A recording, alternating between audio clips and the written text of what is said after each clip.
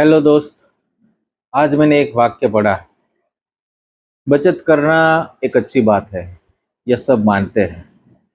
काश सब बचत करते तो आज वृद्धाश्रम न होते। कितना सही कहा है।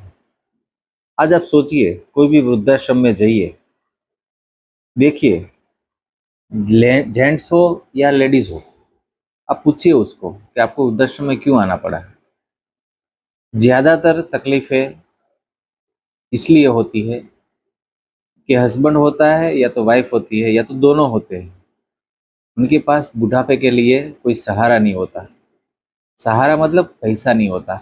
लड़के बहू परिवार होता है, लेकिन वो खुद की आत्मसम्मान की जिंदगी जीने के लिए उसके पास जो पैसा चाहिए पिछली लाइफ में वो नहीं होते। और बच्चे और उनकी बहू जो भी है परिवार है, वो उनका खर्चा नहीं उठा सकते, इसलिए झगड़ा होता है और बाद में यही नौबत आती है कि अपनी माँ को या अपने पिताजी को वो वृद्धाश्रम में भेज देते हैं। तो ज़्यादातर ये मामला होता है, ये मैं मानता हूँ। आप भी तपास कीजिए, यही होगा। तो प्लीज़ सोचिए, जो भी है अपने संस्कार अच्छे हैं, सही बात है, लेकिन क्या माहौल हो जाता है, क्यों ऐसा हो जाता है पता नहीं चलता है। और अपने पास पैसे नहीं होती है, इसके लिए अपने पास कोई और रास्ता भी नहीं होते हैं। नहीं दवाई के खर्चे के पैसे होते हैं, नहीं रहने की कोई सुविधा होती है। अगर होती है तो भी ये लोग निकाल देते हैं, क्योंकि आपके पास पैसे नहीं है। अगर पैसे होते तो हो सकता है आप रेंट पे ले लो, या तो दूसरा मकान ले लो। खादा खोरा की या तो जो दवाई के खर्चे हैं वो अपने पास से किसी के पास मांगना नहीं पड़ता। जब कोई डिपेंडेंट हो जाता है अपने बच्चों पर, अपने परिवार पर, ज़्यादातर तभी ये नौबत आती है। तो आप सब लोगों से मेरी रिक्वेस्ट है कि प्लीज़ आप सब कुछ कीजिए, लेकिन अपनी रिटायरमेंट लाइफ 62, 80, 90, आज आजकल तो लोग 100 साल भी जी रहे हैं।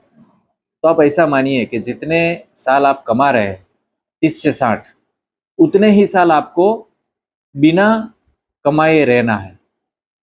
और आप समझते हैं कि 30 साल में महंगाई महंगाई भी कितनी बढ़ गई होगी।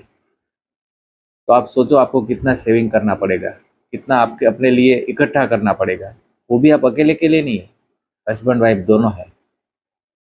तो प्लीज़ अपना और अपनी पत्नी का खास ध्यान रखिए। आपने कैसे ऐशो आराम से ज़िंदगी जी होती है, किसने कितनी कैसी खुशहाल ज़िंदगी जी होती है, लेकिन एक समय एक वक्त आता है कि जब आपके पास कुछ नहीं होता है। वो कुछ इसके लिए नहीं होता है कि आपने अपने खुद के बारे में कभी सोचा नहीं है। तो प्लीज़ अपना खुद का सोचिए, अपनी बीवी का सोचिए, अपने रिटायरमेंट लाइफ का सोचिए कि आज कुछ भी हालत हो, लेकिन मैं मेरी रिटायरमेंट लाइफ ऐसी बनाऊंगा कि मेरे को किसी की ज़रूरत नहीं पड़ेगी। पैसे की तो नहीं ज़रूरत पड़ेगी, सहारे की ज़रूरत पड़ेगी, लेकिन किसी के पैसे की ज़रूरत नहीं पड़ेगी। पैसे से मैं सब कुछ कर पाऊंगा। तो पैसा होना रिटायरमेंट लाइफ में खूब ही ज़रूरी है। तो प्लीज़ थोड़ा थोड़ा थोड़ा करके जब भी आप कमाना चालू करें, अपनी रिटायरमेंट लाइफ के लिए चौकस बचाइए। वरना ये जो वृद्धाश्रम है ना, वो बढ़ते जाएंगे, उसकी संख्या बढ़ती जाएंगी। हर एक सिटी में हो जाएगा। सिटी में 2, 4, 5 हो जाएंगे, 10 हो जाएंगे, और बड़े बड़े शहरों में है, आप देख रहे हैं। तो आप इतना ही सोचो कि भगवान से प्रार्थना करो। और जो सेविंग का कंसेप्ट है, इंश्योरेंस का जो कंसेप्ट है, म्यूचुअल फंड एसआईपी का जो कंसेप्ट है, किसी भी वजह से या तो किसी भी इंस्ट्रूमेंट से आप प्लीज़ जो भी बचे उसको बचाओ, और उसके सामने मत देखो। तो तब तक नहीं देखो जब तक आप अपनी रिटायरमेंट लाइफ चालू नहीं करो। बीच में ऐसे अवसर आएंगे, आपका मन डगमगाएगा कि जो आप सेविंग है वो तोड़ डालेंगे, पैसा ले लेंगे, खर्चा कर डालेंगे, लेकिन वो पैसा वापस नहीं आएगा।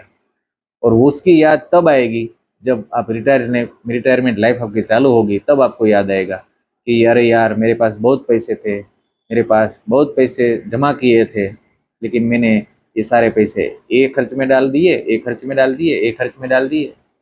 फिर पछताने से क्या फ़ायदा जब चिड़िया चुग गई खेत। ऐसा माहौल नहीं होगा। इसके लिए मेरी रिक्वेस्ट है कि प्लीज़ अपना रिटायरमेंट फंड चौकस बनाइए, किसी भी इंस्ट्रूमेंट से बनाइए। इंश्योरेंस से भी बन सकता है, SIP म्यूचुअल फंड से भी बन सकता है। दूसरों आपको कोई इंस्ट्रूमेंट में ट्रस्ट है तो उसमें भी बन सकता है, लेकिन सेविंग करना ज़रूरी है। Compulsory saving, long term saving और अच्छा रिटर्न मिले ऐसा सेविंग। बस आपको एक ही काम करना है, सेविंग करना है, लॉन्ग टर्म करना है और उसको रिटायरमेंट तक नहीं देखना है। अगर आप इतना करोगे तो ये जो वृद्धाश्रम है वो कम होते जाएंगे, बंद होते जाएंगे। तो इसको चलाना है, बढ़ाना है, वो आप पर निर्भर है, आज की युवा पीढ़ी पर निर्भर है। समझ गए? बस आज के लिए इतना मैं बोलता हूँ। फिर अच्छे अच्छे वीडियो के लिए आपकी रिक्वायरमेंट के हिसाब से मैं आता रहूँगा। मेरी जो ये चैनल है यूट्यूब की, प्लीज़ उसको फॉलो कीजिए, लाइक कीजिए, सब्सक्राइब कीजिए, शेयर कीजिए और अपने सर्कल ग्रुप में भेजिए, ताकि सबका मेरे को मैसेज आए, मैं उनका उत्तर दे सकूँ, उनके लिए वीडियो बना सकूँ। Okay, thank you, bye.